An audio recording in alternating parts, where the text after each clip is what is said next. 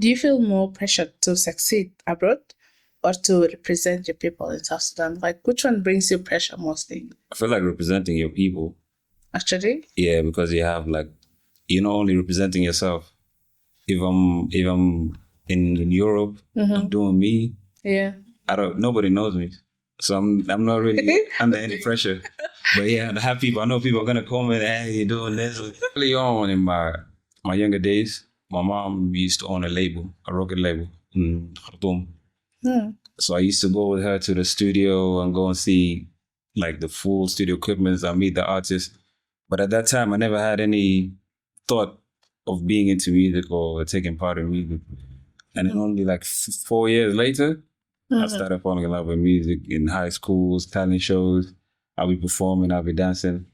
And then after the war, 2013, in Juba, when I came to Uganda, music is a passion and it's something that I would do even if I don't gain from it, just because of the love of it. Like the experience of how you make people feel through music. That I feel like there's nothing better than that when you can comfort people through music. You can, take people out of negative situations through music.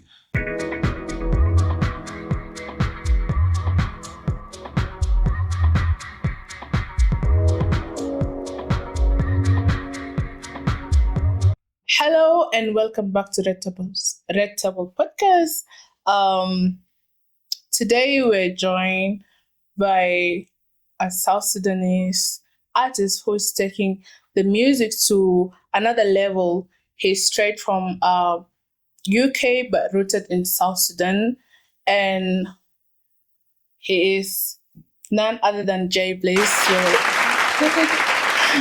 Yep. So more JayBliz. I'm happy to be here at the Red Talk Table, right? Or Red Table Talk. We are so honored to have you today, JayBliz, and we are so happy. Thank you for having me. Your presence.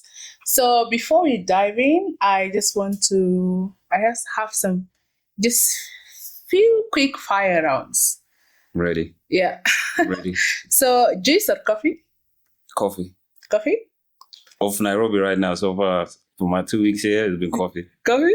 Yeah. So in Juba it's juice. Yeah. Okay. Text or voice notes?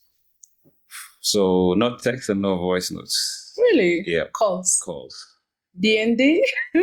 DND. My phone right now is on DND as we're speaking. So if you call me right now and it's on DND, you'll understand why in a few days. Okay. Studio nights or chilling nights? So we combine studio nights and chilling nights. So we have both at the same time. Vibes and vibes, right? Yep. Last song you couldn't stop replaying? Ara? Yeah. Ara, featuring single D and Jindy. Oh, okay. Yeah. It's not out yet, but... Oh, so you couldn't stop replaying. Yeah. It's actually... It's only been 2 days. To just hear about it. It's only been 2 days that we did it and I can't stop listening to it already. Okay. So our Readable Podcast followers that actually... Let me say they're lucky to hear about something is not yet out, but famous Hanumshu. Okay, let me take it back. When did music start for you? Music started at a very... Like, what's inspired you to start the music? So early on in my younger days, my mom used to own a record label in Khartoum. So I used to go with her to the studio and go and see like the full studio equipment and meet the artists. But at that time, I never had any thought of being into music or taking part in music. And then only like 4 years later, I started falling in love with music in high schools, talent shows. I'll be performing, I'll be dancing. And then after the war, 2013, in Juba, when I came to Uganda, that's when I started doing music in 2014. Oh, so it's an inherited thing. Let me say that. Yeah, I would say so. Okay, so that's what inspired you to start creating music. Yes. That's amazing. Your latest release, DND, what's the story about it? DND. DND is about this girl that I used to talk to, and everything was going smooth. And then all of a sudden, you're making calls, I'm making calls. There's no going through. And then later on, I found out it's on DND. So I came up with the song DND telling that story. Okay. Okay. Do you feel like your music reflects reality of being South Sudanese in diaspora? So my music is kind of tricky because when I started doing music, I was influenced by the Western world. You know, which is, I feel like it's supposed to be the opposite way. You start from where you are, like from South Sudan, you see the artists around you, the type of music they're making. That's how usually most of people start. Their mind is different. Yeah. And that's why I came back, started making Arabic songs, because I felt like people back home couldn't relate to me as much.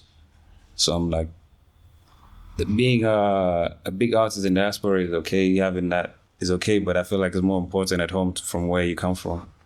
So, but also sometimes, do you feel like bringing what's from outside to the community, like to South Sudan, like they can't relate, but also bringing something different? How does it feel? You've tried that definitely. Yeah. Or it started like that?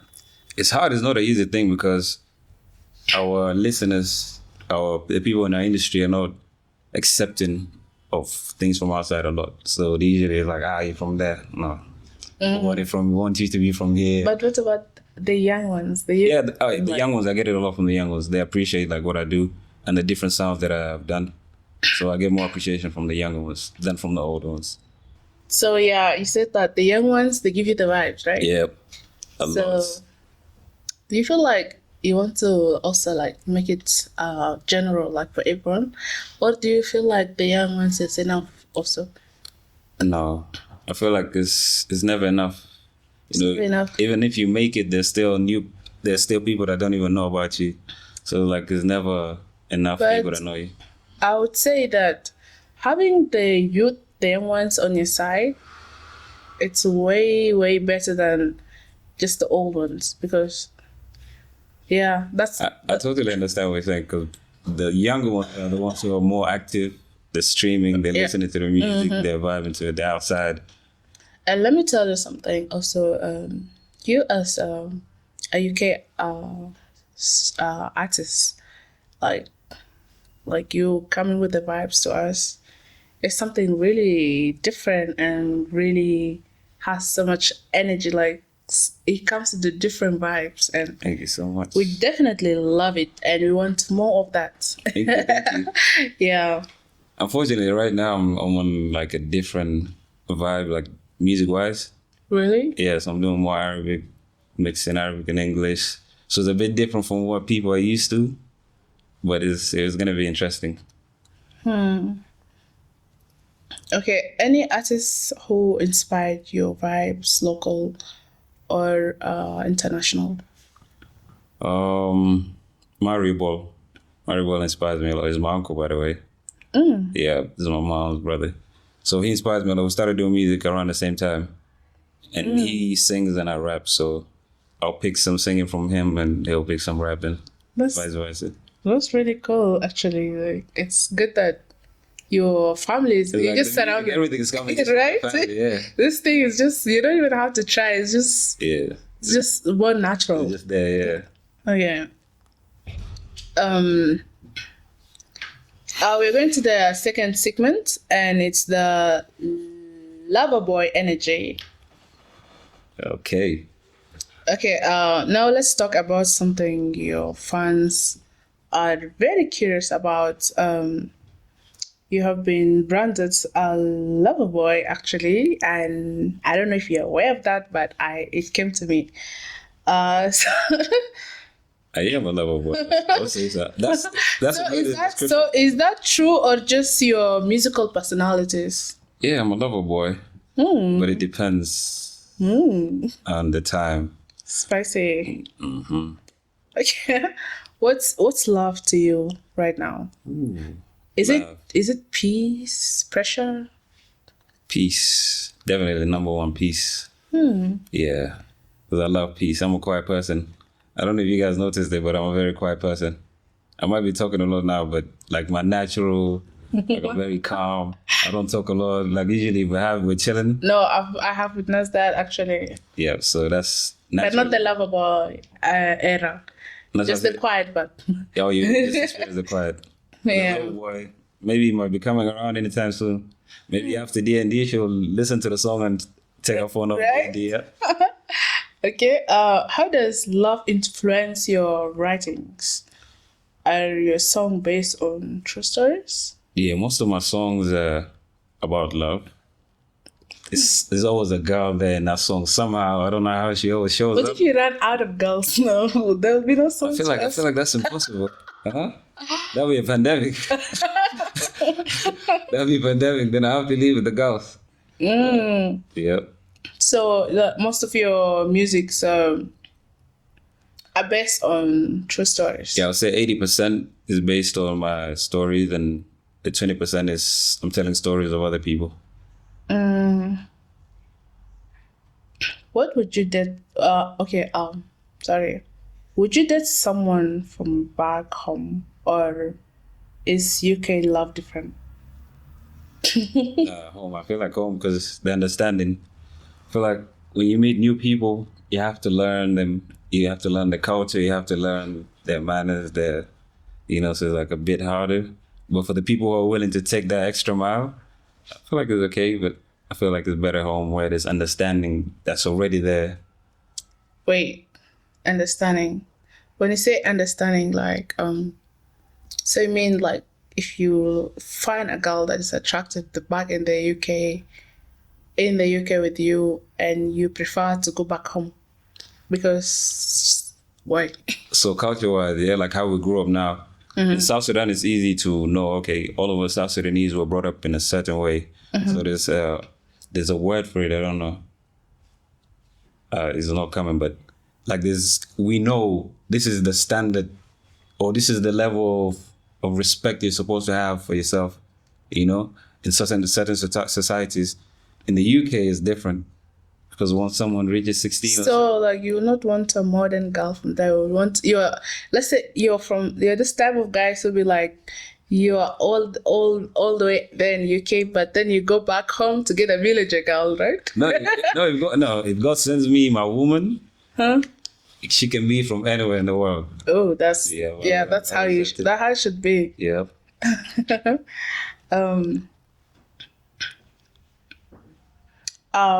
Thank you for that. Actually, we're in the third segment, and it's UK versus Juba. So, you have experienced life in both UK and Juba, right? Yeah. What's the biggest difference for you? It depends, because there are a lot of things. Like I said, culture-wise, Okay. there's totally different. So I think if you give me like a specific. Okay, how do you stay connected to your South Sudanese roots while in the UK? Okay, so now this is it. This is a challenge I face in the UK. Because I feel like right now it's happening, but earlier, a few years ago, there was no like a proper South Sudanese community. Or at least I don't know that I haven't heard of. But there was no South Sudanese community where I felt belonged to, that I would go to for events, like how Independence will go to celebrate with your people. I felt like that's something that was not there, but I've been seeing it right now. So now when you came to Juba, surrounded by Sudanese, it felt like heaven. Like you feel alive. Right? Yeah, even music wise, you enjoy here because it's like people appreciate it more. Okay. Yeah.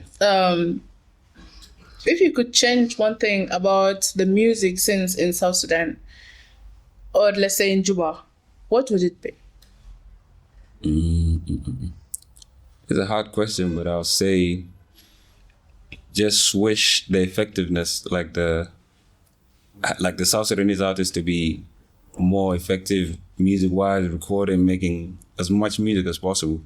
Because I've seen it with a lot of people that make one song every once in a while, and you don't really get to see your true potential doing that because it limits you. So I feel like if South Sudanese artists get to pick up on that and start being more productive, more efficient, I feel like it will really help a lot of the industry. Yep. So, yeah. Do you feel more pressured to succeed abroad or to represent your people back in South Sudan? Please repeat what that question was again, one time. Do you feel more pressured to succeed abroad or to represent your people in South Sudan? Like, which one brings you pressure mostly? I feel like representing your people. Actually? Yeah, because you have like, you're not only representing yourself. If I'm in Europe, I'm doing me. Yeah. Nobody knows me, so I'm not really under any pressure. But yeah, I know people are gonna comment, hey, you doing this? So like, you know? Yeah, I know that sometimes it'll be like, as long as no one knows me, so I don't care. Yeah. So like, no, some people say that's not how we are, so you're presenting us wrong. Okay. You have become so far and yet feels like you're just getting started. What's the dream? Where do you want to take your music in the next few years, for example? You know, music is a passion, and it's something that I would do even if I don't gain from it, just because of the love of it. And like the experience of how you make people feel through music. You know, that I feel like there's nothing better than that when you can comfort people through music. You can, you know, take people out of negative situations through music. I feel like that's much better than anything that you can receive, you know, because this is something real and genuine. So like nobody can take that away. Yeah. Okay. Do you feel like this one is just this is just a question. It's like being silly. Do you feel like sometimes presenting, I mean, like, okay, performing out of your country, like for example Nairobi, do you feel like the crowd is more hyped more than Juba?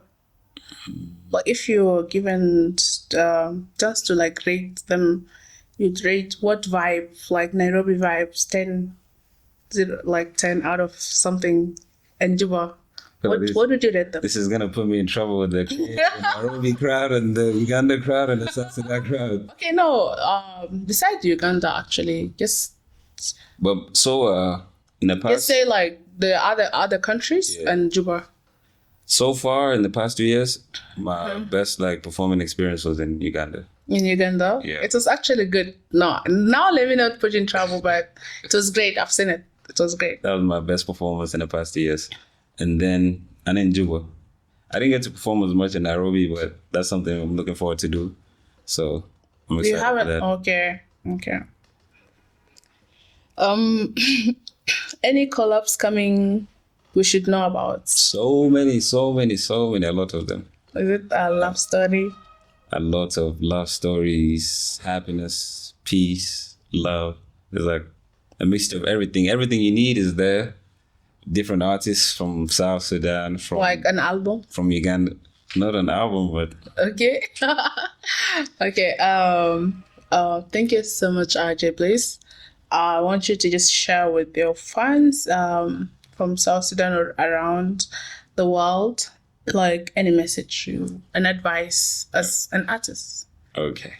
Hello, my people. It's your boy JayBliz. Welcome to Red Table Podcast. It's your boy JayBliz, and I'm here with Akira. We're in the building. We're in Nairobi. Also, a message to my people out there: keep spreading love, keep spreading positivity, stay positive, do what's right, leave the head on the side, just keep doing you. Just spread love, be real. Yeah, positivity. Thank you so much, JayBliz. That was the rabbit. Thank you for having me. Yeah. We need to know how we can find you in all the platforms. Okay, you can follow me on Instagram at jaybliz.bak, on Facebook at JayBliz. On Facebook, I have 2 pages, but my old one got hacked, so I have a new page. So I think you should check that out. And on Snapchat, I'm JayBliz88. Did I miss anything? YouTube, JayBliz. So JayBliz is everywhere. Okay, to our listeners, if you're not streaming JayBliz, you're missing out. Okay. I'm actually dropping a EP with Single D very soon. So I think when we're doing that, we'll come to Nairobi for a tour. So we'll get to have another session of the Red Table Podcast. It's actually been a pleasure having you here with us. And stay tuned. I'll have more stories, real talents coming up. Thank